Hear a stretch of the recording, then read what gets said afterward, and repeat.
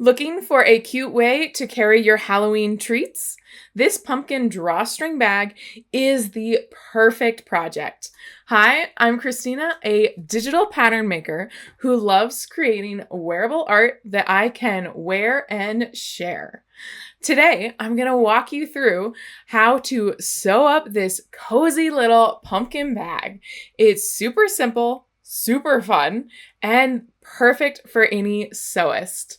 You can find the pattern linked down in the description below so that you can sew along with me. Let's go ahead and get started with this super cute drawstring pumpkin bag. First, we're going to cut out our pieces. I am working with some scraps. I want to ensure that the pattern pieces will fit on my scraps before I decide which pieces I will be using. Then I'm going to move over to my ironing board and iron out those creases because these scraps have been sitting in bins for about a year and they are very wrinkly. Now that they are ironed, I'm going to move back to my cutting board, lay out my fabric, and I'm going to cut it out using my rotary cutter. I'm going to be using this bright orange fabric for the outside of my pumpkin bag.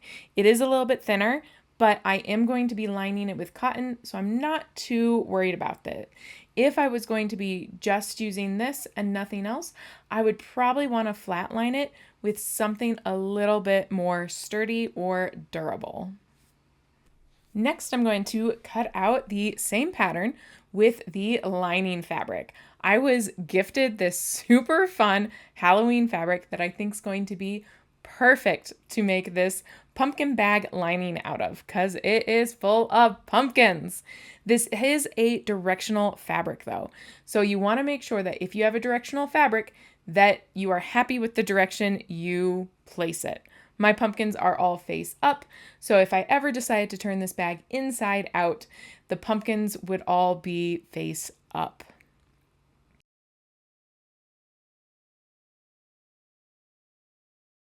And the final pattern piece is the green pumpkin stem.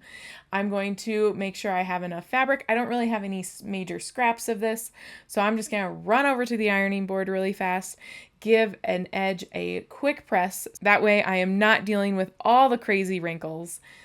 Then I'm going to head back to my cutting table and fold the edge in half. I'm going to do this because I want to cut 2 of these pumpkin stems so that I can easily bag out those points and have them be super beautiful and super crisp.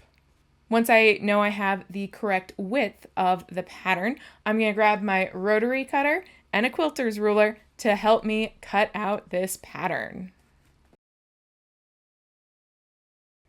At times when I'm cutting jagged edges like this, I will cut down one side of them all at once at the same angle and then go back and flip angles and go the other direction. This just makes it a little bit faster for me instead of having to go down and then up and then down and then up.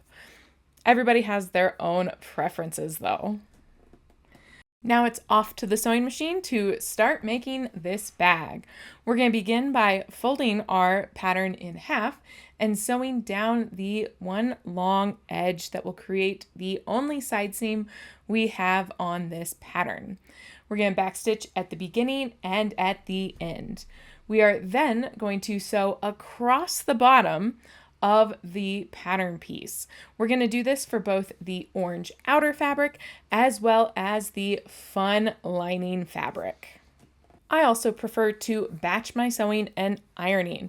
So before I move to the ironing board to iron these seams open, I'm going to change up my thread and sew together my green stem pieces. I will be sewing them in a circle so that it is easy to attach them to the bag, and all of the seams will be contained.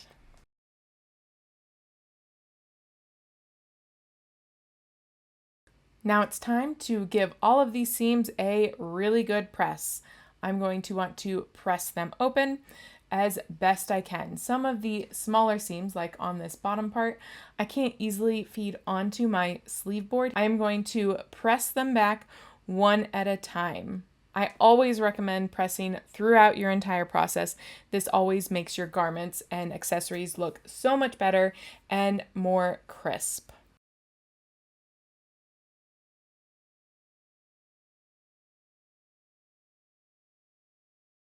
I'm going to do the same thing with the pumpkin stem pattern pieces and press open their seams.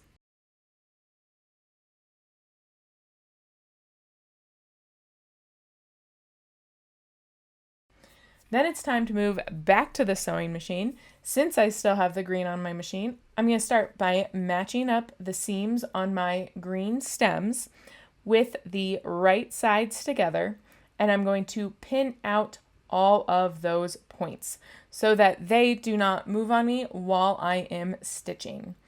I also want to provide myself some guidelines to make my sewing a little bit faster.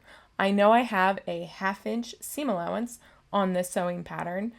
I am going to mark out my 1/2 inch seam allowance so I can better tell where each point, either at the top or the bottom, will be. Once that's complete, we're going to go ahead and stitch all the way around.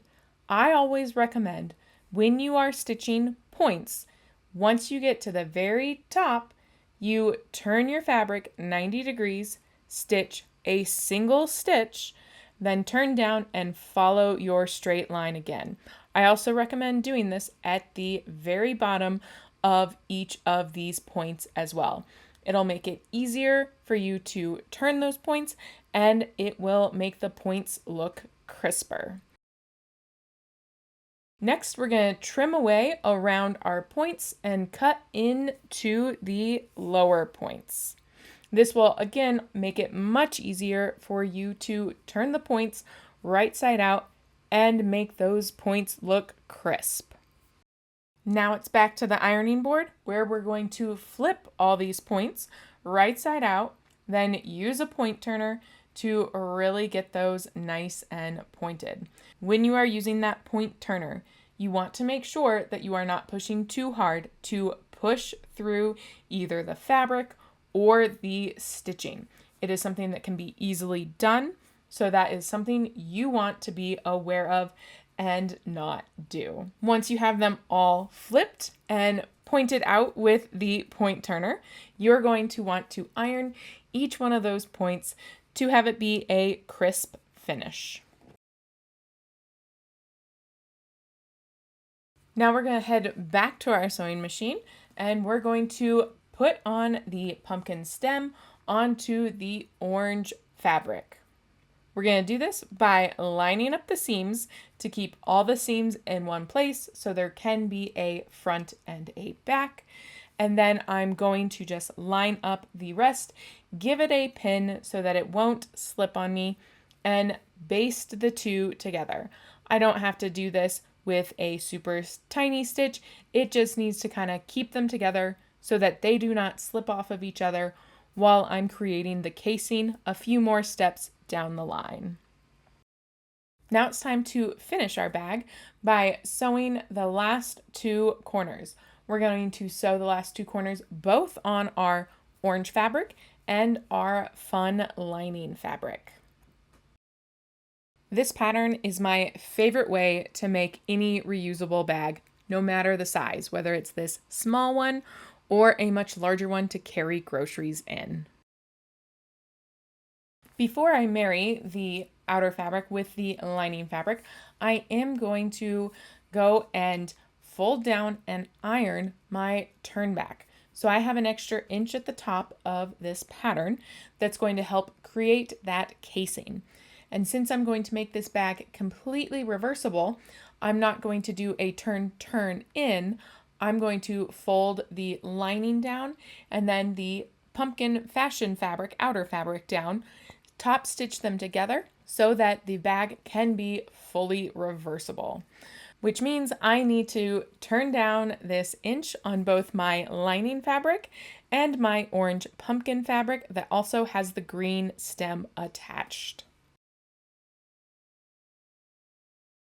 Whenever I have a bag with lining like this, I like to attach the lining to the fashion fabric so I don't accidentally get the bag pulling out weird and it's hard to reset. So I'm going to line up my seam allowances of my corners that I just stitched, and I'm going to stitch them together on both sides. So I basically have a inside out bag facing up and an inside out bag facing down. Then after I stitch them together, I will be able to put the lining inside of the fashion fabric. Once the tops are lined up, I'm going to pin the two bags together.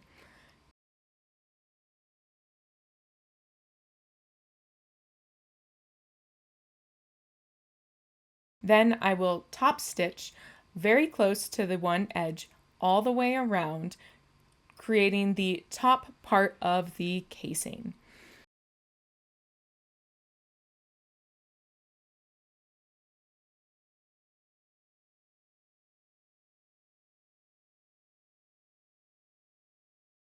The second stitch I will do will be about 3/4 of an inch away from the edge, creating the bottom stitching of the casing.